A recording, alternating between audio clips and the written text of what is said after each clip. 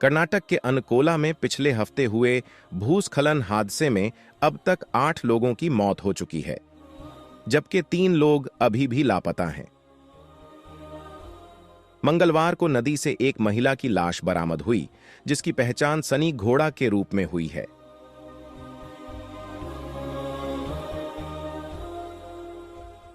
सेना का कहना है कि लापता लारी नदी में बह गई होगी।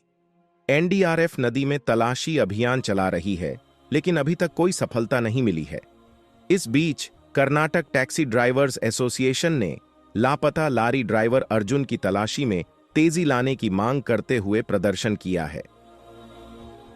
उन्होंने भोजन, पानी और आश्रय जैसी बुनियादी सुविधाएं भी उपलब्ध कराने की मांग की है।